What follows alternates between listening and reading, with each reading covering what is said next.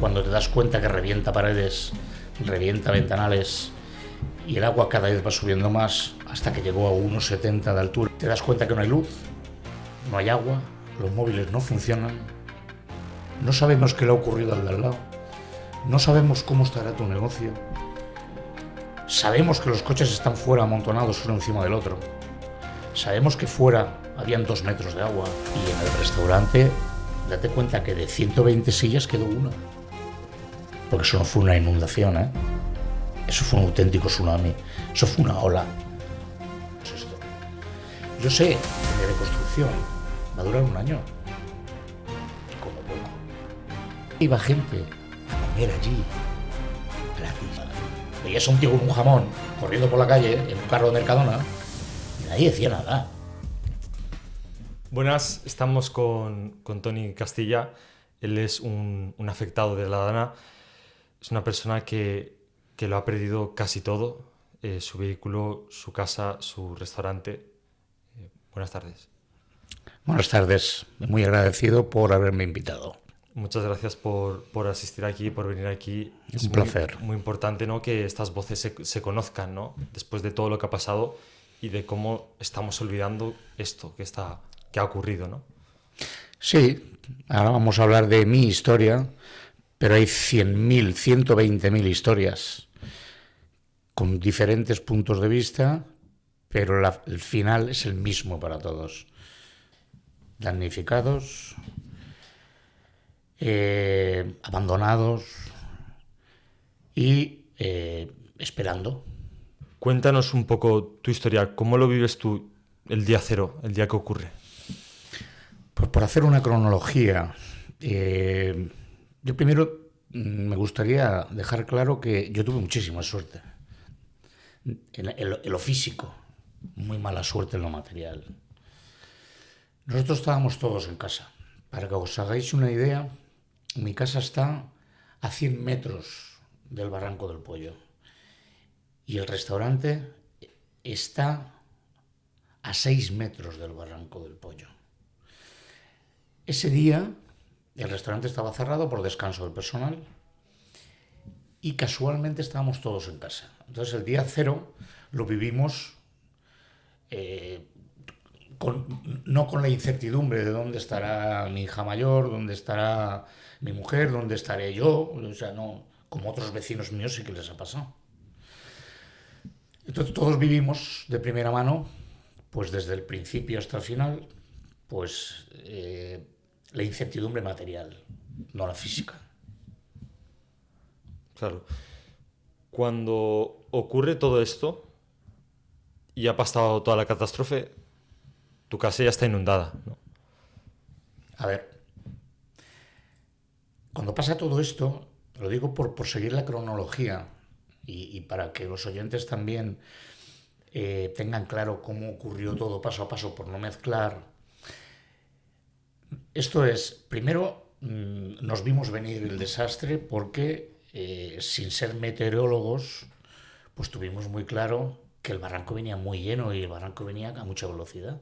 De hecho, antes de desbordarse, teníamos claro que se iba a desbordar. Lo que no teníamos claro que iba a ser con tanta virulencia. Entonces, cuando se desborda, que empieza a inundarse la casa, pues la verdad es que poco se puede hacer. Poco se puede hacer. Intentar achicar cuando te das cuenta que entra muchísima más agua de la que puedes achicar, cuando te das cuenta que revienta paredes, revienta ventanales y el agua cada vez va subiendo más hasta que llegó a 1,70 de altura, te das cuenta que lo único que puedes hacer es intentar salvarte y encomendarte a quien sea para que pare, para que no suba más.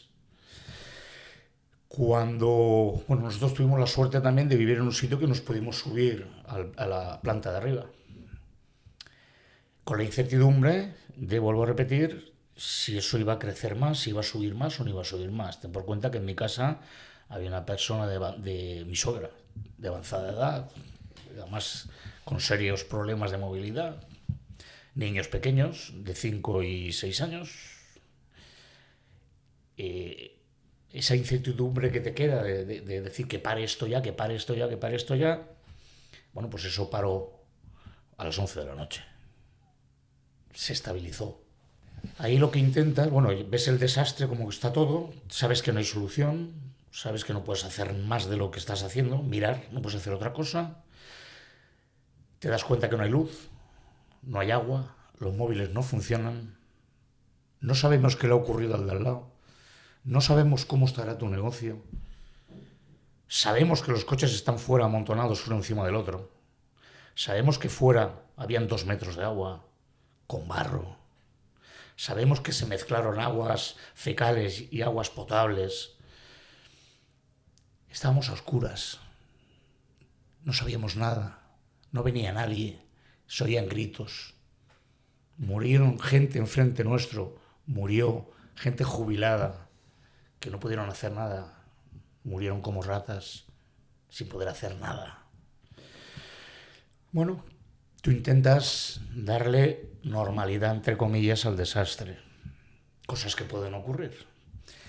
Pero yo me quedo con una imagen. La imagen es cuando sale el sol al día siguiente. No se oía nada, nada. La gente iba andando como zombies. No sabíamos qué ha pasado, si va a volver a pasar, si el barranco, que seguía lleno, pero no desbordado.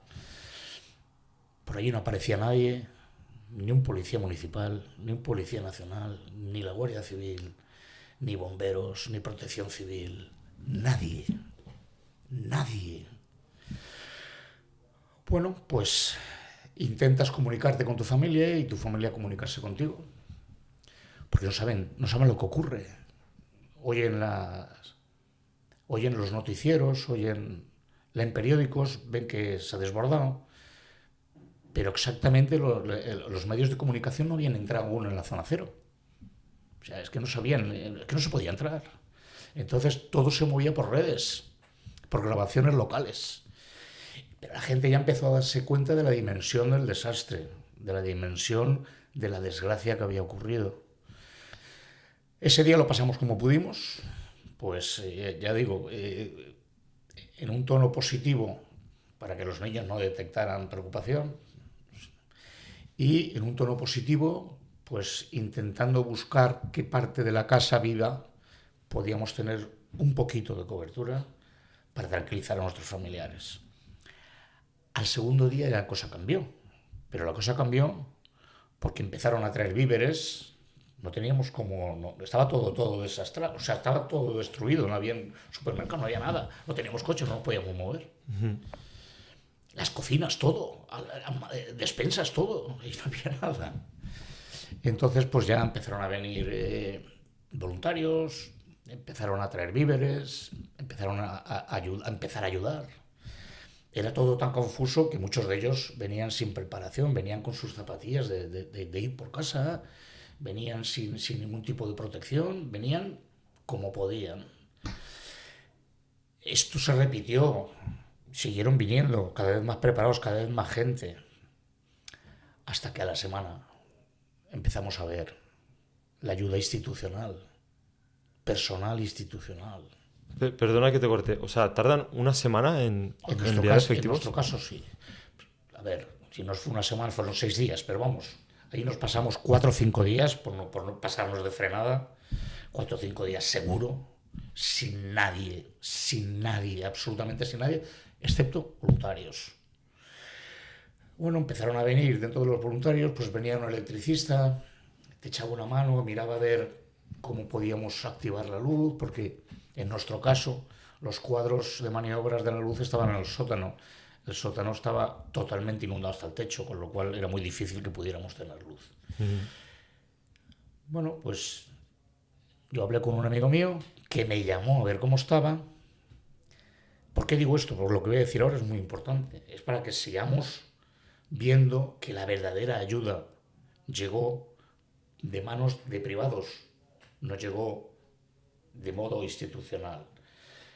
¿Cómo estás? Le dije, pues muy mal. ¿Necesitas algo? ¿Sabes lo único que le pedí?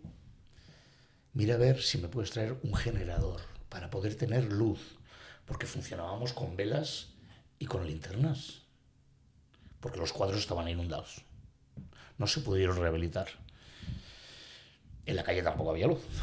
Aquello era dantesco. Igual. Este hombre que además es la empresa Newtek, tiene una empresa, al día siguiente me apareció con un generador de 1.000 euros, pagado por él, con un compañero de él, Luis. Y hasta que no pusieron la luz, no se fueron de allí. Con barro, con humedad, o sea, son gente, ojo, son gente que no tenían por qué haberlo hecho. Lo hicieron por humanidad, por amistad. Como él, todos. Cuando empezaron a llegar de forma institucional, pues ya Guardia Civil, bomberos, protección civil. En muchos de los casos no eran de aquí, porque eran tantos los afectados que no había personal para abastecer y para ayudar a tanta gente. Empezaron a venir de fuera. ¿Cuándo? Cuando les dejaron venir. Y lo digo claro, no les dejaban venir. Muchos de ellos se vinieron pidiendo días de vacaciones y bajo su responsabilidad. Porque no les dejaban venir. No había orden de que vinieran. Y no voy a entrar en quién da la orden o quién quita la orden. Yo te digo cómo ocurrieron los hechos. Luego la gente que tome sus conclusiones y que digan por qué se produjo esto. Que digan por qué nos avisó de esto. Que digan por qué nos ayudó desde el minuto 1. Eso lo dejo a la opinión pública, que ya todos tienen su composición de lugar. Yo no voy a convencer a nadie. Yo hago un relato de lo que ocurrió y poco más puedo hacer. ¿Tuviste voluntarios que te pudieron ayudar? O sea, Sí. recibiste esa ayuda, ¿no? Sí, ya digo que al día siguiente no, porque todo era muy confuso, pero al segundo día yo en mi casa, por ejemplo, tenía 20 personas y en el restaurante de mi mujer, en el negocio de mi mujer, habían 20 más, pero no un día, hasta que limpiaron todo. Y estamos hablando de muchísimo trabajo, Estamos hablando que no quedó nada servible, absolutamente nada. Es más, cosas que se podían haber limpiado, las recomendaciones de sanidad era que lo tiráramos todo, porque se habían mezclado fecales y potables. O sea, tirarlo todo. O sea, no le paséis un manguerazo. De todas maneras, a un voluntario no le puedes decir, oye, conforme vayas sacando cosas del barro, me preguntas si esto lo puedo tirar o no lo puedo tirar. Eso no funciona así. Eso funciona, aquí hay que ayudar, acabar aquí y no es ayudar a otra persona. No podemos elegir. La ayuda humanitaria de los voluntarios ha sido lo que ha salvado a esta tragedia. Ellos, y solamente ellos, son los únicos que se merecen el reconocimiento. Lo demás ha fallado. Lo demás ha fallado. Menos la ayuda humanitaria de, sobre todo, jóvenes. El tan denostado joven, que nada más piensa en lo que piensa. Pues no solamente piensa en lo que piensa, además piensa en ayudar. Totalmente. Cuando tú te ves inmerso en ese caos, o sea, tienes el restaurante, la pizzería, tienes la casa, ¿cómo os organizáis? ¿Cuánto tardáis en limpiar todo? Pues aún estamos retirando cosas. O sea, han pasado 4 meses, Date cuenta que no era agua, era agua y lodo. En casa, por ejemplo, hemos tenido que tirarlo todo. Marcos, puertas, muebles, mobiliario de cocina, cuartos de baño, todo, absolutamente todo. Y en el restaurante, date cuenta que de 120 sillas quedó una. De 20 y tantas neveras no quedó nada, quedó una encima de la barra, de lo que quedaba de barra. Estamos hablando de un negocio que tenía 1 año y medio, que estaba hecho con mucha calidad. No estamos hablando de un sitio antiguo que haces así y se mueve. No, era todo nuevo. Con lo cual, esos materiales, en teoría, hubieran aguantado cualquier inundación, pero no un tsunami. Porque eso no fue una inundación, Eso fue un auténtico tsunami. Eso fue una ola. Una clienta mía la arrastró 600 metros. 600 metros. Un amigo mío, un cliente mío, salvó a más de 20 personas, metiéndose él en la calle, tirando una cuerda de balcón a balcón y salvando gente. Porque no había nadie salvando a nadie. Oficial. Todos los mecanismos de ayuda fueron privados, fueron entre vecinos. Cuando alguien pedía socorro, yo conozco una persona que se tiró desde el primer piso a salvar a una anciana. Desde el primer piso. Se tiró. En contra de la voluntad de su mujer. Estás loco. No, no estoy loco. Esa señora va a morir. A tu pregunta, aún no hemos acabado. ¿Cuánto tardamos en quitar lo fuerte? Pues tardamos 3 semanas.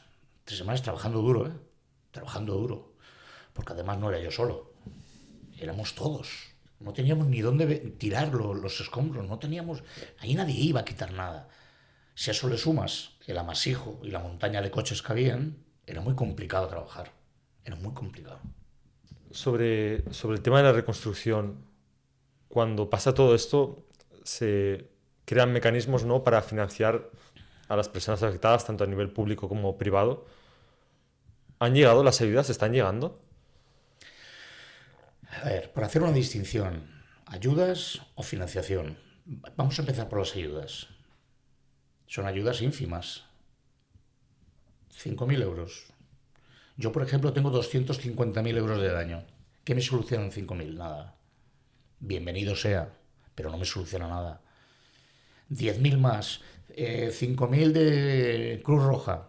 Total, 20.000. Súper agradecido. Que además, gracias a eso, vas tirando. Ojo, vas subsistiendo. Porque lo has perdido todo. Pero nosotros lo que necesitamos es financiación para la reconstrucción. Porque a muchos los ha pillado sin seguros. Y otros, que aun teniendo seguros, los seguros no han pagado aún, después de 4 meses. Entonces, la tan cacareada financiación por parte del gobierno en forma de ICO, con todos mis respetos, eso es una mentira. Y te digo mi propio ejemplo. ¿Por qué digo que es una mentira? Es una mentira, es una verdad maquillada, que es la peor de las mentiras. Cuando tú vas al banco a pedir el ICO y el banco te dice que el ICO, para que te lo concedan, tienes que presentar el acuerdo con la entidad aseguradora, con el peritaje hecho y aceptado por las dos partes, yo me pregunto, ¿para qué quiero entonces un ICO? Si ya me va a pagar el consorcio en este caso. Yo quiero financiación para empezar ya a reconstruir. Si esto lo hubieran dado el primer mes, 3 meses que estamos paraditos todos, ya tendríamos los negocios, muchos de ellos estarían ya, por no decirte todos, estarían ya en funcionamiento. Pero como no hay financiación real y sin burocracia, que decían, vamos a dar ICOs sin burocracia. Otra verdad maquillada. Es que no quiero pronunciar la palabra mentira, porque sí que están ahí, pero es una verdad maquillada. No llegan. Ni a empresa, ni a particulares. No llega. ¿Qué nos queda? Pues tirar de recursos propios, tirar de imaginación, tirar de amigos, tirar de familiares. Y así funcionamos, haciendo lo que buenamente podemos. Y yo soy posiblemente de los privilegiados que ha podido tirar para adelante, ¿eh? Pero hay mucha gente que lo está pasando muy, muy mal, ¿eh? Gente que no va a abrir. No va a abrir. Sobre todo gente ya con cierta edad, que no tiene además relevo generacional. No les compensa abrir. No les compensa hacer otra inversión que no van a recuperar nunca, porque se van a jubilar antes de que recuperen la inversión. Institucional, no ha llegado nada. No está llegando como toca, con fluidez. Yo no digo que no haya andado alguno, seguramente, pero único para un mes o para menos, para 3 semanas, no lo entiendo. Lo que tienes que hacer es dar un ICO, aunque luego ese cobre del seguro, porque hay quien no tiene seguro, dale el ICO para que reconstruya. Si estás diciendo que no se lo das al que no tiene seguro, esa gente que está desprovista de toda ayuda, ¿qué hace? No puede hacer nada. Desesperarse y encomendarse a la divina providencia, a ver si viene en forma de Amancio Ortega o en forma de Juan Roch. Que, por cierto, todos mis agradecimientos para esas dos personas. Eso sí que han dado de pecho. Eso sí que han funcionado. Esa gente sí que se ha esforzado, que no tenían por qué. Pero esa gente, lo que ha hecho esa gente no se lo agradeceremos nunca. Como toca, ¿eh? ¿Conoces a gente que ha recibido estas ayudas de Amancio y de Juan Roch? Sí. Yo mismo. Yo he recibido de Juan Roch con el compromiso de abrir el negocio, evidentemente. Y he recibido la ayuda que me ha dado el ayuntamiento, porque los ayuntamientos han gestionado la ayuda de Amancio Ortega. Y cada uno tenía su varita. Unos daban una cantidad, otros daban otra, otros daban otra. Un mismo ayuntamiento daba varias en función de tu afección, un poco arbitrariamente. Lo han dado, ojo, pasado el tercer mes, cuando ya, que vuelvo a repetir, bienvenido sea, pero cuando verdaderamente me hacía falta era el primer mes. Ahí sí que me hacía falta. Pero eso no es culpa de Amancio Ortega, Eso no es culpa de Amancio Ortega. Eso es culpa de quien gestiona el reparto, de la donación de Amancio Ortega. Juan Roch lo hizo diferente, lo gestionó él. En función de unos requisitos, pero desde el minuto uno, trabajando por el tejido comercial, fíjate, comercial y empresarial también, y para reactivar la economía. Eso es dar el do de pecho. Eso es lo que la gente necesita desde el minuto uno, no a los 4 meses. En tu caso, ¿cuánto es lo que necesitas para reconstruir tu vivienda y para reconstruir el restaurante? 250.000 euros. ¿Y has conseguido ese dinero para reconstruirlo? Bueno, vuelvo a repetir, tirando de imaginación, avales, pues te vas financiando, pero no por recursos que te dé el Estado, porque no hay. Hay esa financiación cortita que no te ayuda a tu reconstrucción, te ayuda a tu subsistencia. La verdadera financiación es conseguir ese crédito para reconstruir, por hacer una distinción. Las cantidades que dan están muy bien, pero son para subsistir. En mi caso somos 6 de familia, No somos 1 ni 2, somos 6. Entonces, vuelvo a repetir, estamos trabajando poco a poco, muy poco a poco.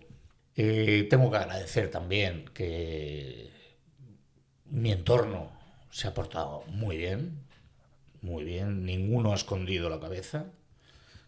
Es más, yo incluso les he pedido por favor que no dieran, o sea, que no se entregaran tanto, que las cosas hay que ir poquito a poco para que no se indigesten. Pero ellos, he tenido esa gran suerte que a mí, tanto el círculo de amigos como el círculo familiar, me han respondido muy bien. Pero por eso he dicho antes que yo soy un privilegiado. Yo, sobre ser uno de los más afectados, aún en cierto ámbito, doy gracias. ¿Tú realmente ahora mismo necesitas más financiación o ya estás a punto de reformar el restaurante? Estamos reformando poquito a poco, precisamente por eso, por la falta de financiación. Vale. Entonces nos financiamos. ¿Qué tenemos? Tanto dinero. Hacemos esto.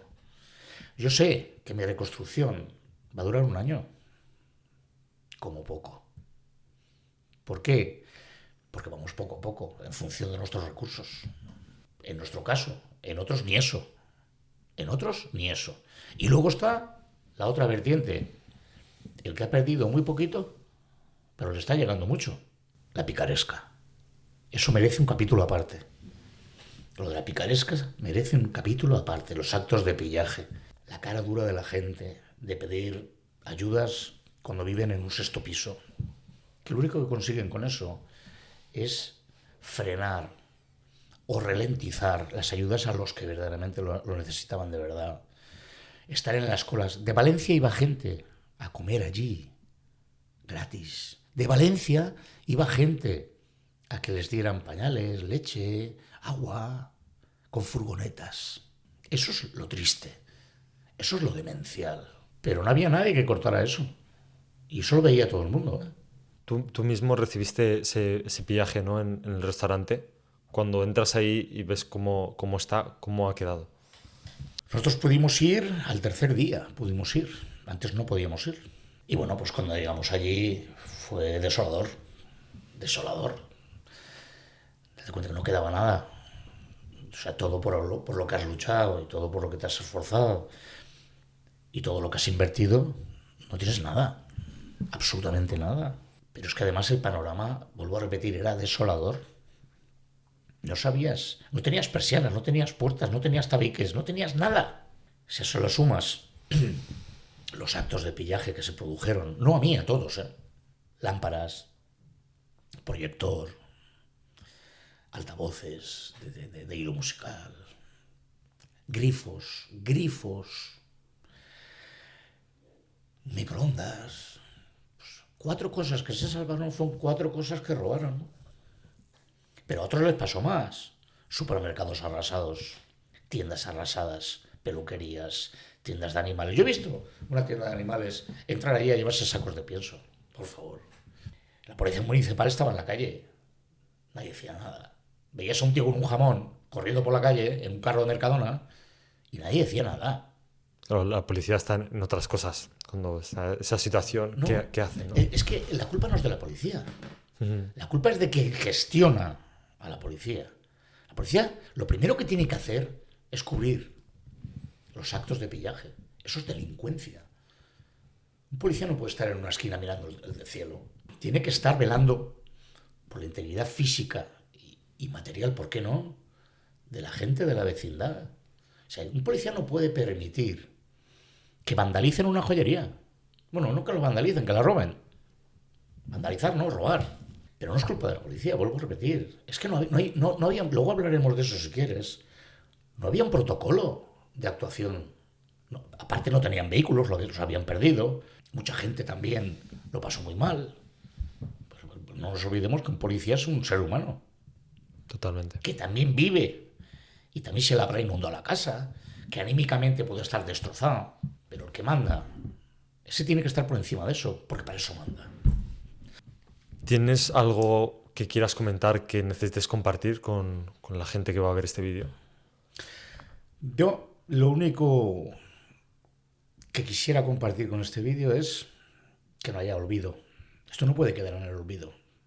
Un bombero ya de cierta edad, un bombero serio, un bombero preparado, disciplinado, un bombero que ha estado en 1001 batallas, me dijo a mí que no estábamos preparados para este tipo de desastre. Me dijo que había aprendido más en una semana que en 30 años de profesión. Esto nos ha pillado a todos con el pie cambiado. A todos. Pero la lectura que yo os traigo de esto es que esto no tenía que haber ocurrido. Y vuelvo a decir, no quiero jugar a político, ni tengo color político, ni me quiero posicionar a favor o en contra. Pero los barrancos estaban como estaban, los avisos no se dieron y las ayudas tampoco, las ayudas físicas. No puedo pedir ayuda a la semana. ¿Qué quiero decir con esto? Tenemos que aprender. ¿Qué le podría decir yo al que nos esté viendo? Porque nos puede estar viendo una persona de Soria, que la catástrofe le puede pasar de la forma que sea. Nuestros políticos tienen que tener protocolos después de lo que ha pasado para que esto no vuelva a ocurrir. Si ocurre, porque cuando la madre naturaleza dice ahí voy, es complicado. Pero desde el minuto 1 no puede fallar ese protocolo, esos resortes de ayuda no pueden fallar.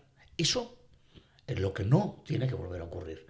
Los desastres naturales, un volcán, una riada, eso nadie tiene culpa de que ocurra, pero sí que hay que minimizar esos riesgos, que en este caso no se han minimizado. Aquí hemos puesto parches mal puestos, a una desgracia ya consumada. Porque esto se sabía que podía ocurrir, ¿eh? Ahí están las hemerotecas, ¿eh? Ahí están los diarios de sesiones de Cortes Valencianas, de las Cortes Nacionales. Ahí están esos estamentos creados ex profeso para este tipo de cosas. Que ninguno dio el do de pecho. ¿Para qué queremos tantas instituciones? ¿Para qué queremos tantos departamentos si al final no se ha hecho nada?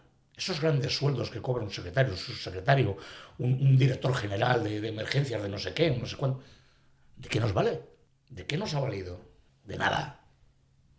Eso es lo que la gente tiene que tener claro. Exigir que nuestros mandatarios, sean del color que sean, tengan protocolos serios, fiables, para que esto no vuelva a ocurrir. No es que los tenemos, no lo tenéis, porque si no, no hubiera ocurrido. No lo tenéis. Es evidente, ¿no? El desastre no lo podemos evitar. Pero los mecanismos de ayuda desde el minuto 1, que no se produjeron, vuelvo a repetir, no se produjeron. Vamos a quedarnos con eso. Vamos a defender eso. Vamos a exigir eso. Desde luego, o sea, esto marca un antes y un después en el protocolo ante emergencias y en la manera de ayudar en una catástrofe humanitaria, ¿no? Porque una situación así no se había vivido en los últimos años en España. Bueno, es una situación que cuando llega, si no estás acostumbrado, ¿cómo actúas, ¿no? Entonces, ha marcado un antes y un después. Y para centrarnos también en el ahora, hay mucha gente que quiere reabrir, que quiere conseguir financiación.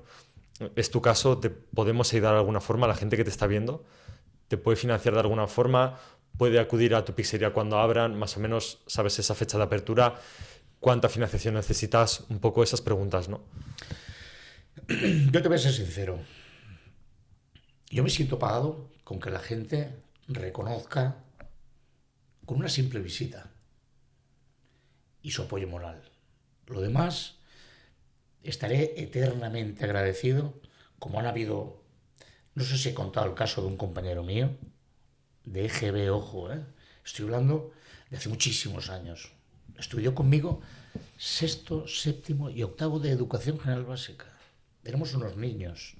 Este me hizo una transferencia a traición, porque le dije que no, que de verdad, que se lo agradecía mucho, pero que mientras que yo pudiera, no necesitaba que nadie me echara una mano mientras que yo tuviera ojo, porque hay gente que a lo mejor le iba a necesitar más que yo. Él entendió mi forma de expresar que estaba mintiendo, que sí que necesitaba. Lo único que me pidió es una cosa: fíjate si la gente es buena, nunca digas que soy yo, nunca, ni a los propios compañeros, Eso queda en el anonimato, eso queda entre él y yo. Bueno, ahora lo sabe más gente, ¿no? Pero Lo va a saber él. Pero no sabe quién es. Lo va a saber Ni él. lo sabrán. Eso queda entre él y yo. Muy bien. Esos detalles, esas ayudas, que vuelvo a repetir, vienen siempre del mismo sitio. El ciudadano de pie, no del de arriba. Esas ayudas, porque eso sí que son ayudas. Porque hay veces que una simple llamada es más ayuda que 5.000 euros. Es estar codo con codo, dándote ánimo, no te preocupes de nada. Esto lo limpiamos en 3 días. Eso, que al día siguiente cuando te derrumbas y ves por dónde metemos mano a esto, hijo, muy complicado. Cuando empiezan a venir y te dicen, no, esto está hecho, que no pasa nada, esto está hecho enseguida. Ahí es cuando te das cuenta la suerte que hemos tenido. Y ahí es cuando te das cuenta el verdadero tesoro es el del propio pueblo. ¿Dónde radica la soberanía? Los que le votan luego al otro que hace las cosas mal. Esos que les dan el poder, luego se ayudan unos a otros. Con eso me quedo, solamente con eso. Y lo único que le pido a los políticos, lo que hemos dicho antes, que no vuelva a ocurrir. Que no vuelva a ocurrir. Y digo políticos, genérico, que no vuelva a ocurrir. Porque los elegimos para que legislen bien. Los elegimos para que aprendan de los errores. Los elegimos para que velen por nuestra integridad, por nuestros intereses. Para eso los elegimos. Si no, no habrían políticos. Cada uno iría a lo suyo. Eso no puede ser. Toni Castilla, te tengo que dar muchísimas gracias por venir a este podcast, por contar tu historia y por ser tan sensato, por contarlo desde la verdad, desde la primera vista que estuviste tú ahí, y dar también las gracias a tu mujer, Lilia, y ojalá os podáis recuperar pronto, ojalá podáis abrir pronto. De hecho, voy a dejar un enlace de la ubicación de donde está el restaurante para que cuando volváis a abrir se acerque la gente y empiece a consumir, porque es lo que necesitan ahora mismo los comercios, ¿no? Que vaya gente y que consuma, porque la gente ahora mismo las economías están al mínimo, ¿no? Y es muy importante que, sobre todo en Valencia, que es una ciudad tan grande, ¿no? Que la gente sale cada fin de semana a consumir, a tomar algo, a cenar, va a la peluquería, ¿no? Pues que lo intenten hacer en las zonas afectadas, porque al final es una manera de consumir el mismo servicio, pero estás haciendo una gran labor, porque estás levantando algo que estaba destruido, ¿no? Has dicho ahora una cosa importante. Nosotros nos dábamos cuenta que cuando sufrimos la tragedia, cuando ocurrió la tragedia, habían dos Valencias, no había una. Del río hacia acá era dantesco, desolador, pero cruzabas allí y la gente seguía estando en las terrazas, tomándose sus vinos. Los niños jugaban en los parques. O sea, la vida normal. Normal. Pero en la otra parte, todo eso no se producía. Solamente habían llantos y desolación. Eran las dos Valencias. La que se había salvado de la inundación y la que había sufrido la inundación. Ojo, formas de actuar totalmente lícitas y humanas. Es decir, el que está en una zona cero, una zona damnificada, es una forma de vida, y el que no lo está es otra forma de vida. Era curioso de ver cómo cambiaba el escenario. Luego, lo que nunca se me borrará ni se me olvidará son las filas de voluntarios andando desde Valencia hasta Picaña, Paiporta, Catarrojas, Sedaví, Alfafar, más Alfasar, andando, que para venir venían muy bien, cargados, pero cuando se iban reventados a trabajar, tampoco había nadie que los llevara. Venían por sus medios, es decir, andando, y se iban por sus medios, es decir, andando. Eso es lo que tengo yo en la retina, la cantidad de voluntarios viniendo a echar una mano. Eso es lo que no se me olvidará. Cuando estás en casa y pasa, ¿necesitáis ayuda? Cuando estás en casa y ves a uno con una furgoneta o con un coche lleno de botellas de agua, ¿necesitáis agua? ¿Necesitáis guantes, mascarillas, comida? Había gente que llenaba el coche con bocadillos y se iba a la zona afectada a repartirlos. Ahora que digo eso, y digo el nombre, porque se lo merece. Quique, restaurante Coconut. Este hombre cerró su restaurante en Valencia, Siton Campanar, y se fue a Picaña a hacer comida para los damnificados todos los días. Con eso me quedo. Con el trabajo, una vez que se activó, de los militares, con eso me quedo. Gente con 25 y 30 años, trabajando como posesos, haciendo lo que podían, con los medios que tenían. Los bomberos, súper profesionales, aprendiendo de la tragedia. Protección civil, gente de fuerzas y cuerpos de seguridad del Estado de toda España, que vinieron a echar una mano. Guardia Civil de toda España. Policía Municipal de toda España. Regulando el tráfico, que no era tarea fácil. Con eso me quedo. Tenemos que dar las gracias a toda esta gente, a los voluntarios, a los profesionales, a los policías, a los bomberos, a toda esta gente que se volcó, e incluso a la gente que, sin ir a los lugares afectados, salió de sus casas, fue a comprar al supermercado, fue a hacer donaciones. Gente, por ejemplo, que cuando los voluntarios volvían de las zonas afectadas, a las 5, a las 6, a las 7 de la noche, estaban repartiendo comida. Gente, incluso taxistas, que se ofrecían a la gente a dejar en sus casas sin cobrar ningún duro. O sea, de verdad que es toda la marea humana que hubo, toda la solidaridad, toda la gente que de manera solidaria, sin esperar nada a cambio,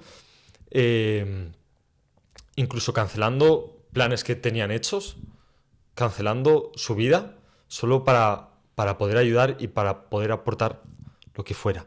Entonces, desde aquí, desde Recupera Dana, les damos las gracias y sobre todo, Toni, darte las gracias por haber venido aquí, por haber aguantado todo y por tu testimonio, que al final creo que es súper valioso y es súper importante que se conserve. Te agradezco mucho el haberme dado esta oportunidad de que la gente conozca un poquito más mi historia. Vuelvo a repetir, hay cientos de miles de historias. Pero no me quiero despedir sin antes comentar, dentro de las miles y miles de anécdotas, un bombero catalán que vino a mi casa cuando evacuamos a mi suegra y a mis hijos pequeños y me contaba, entre lágrimas, que hoy, el mismo día ese, era su aniversario de boda.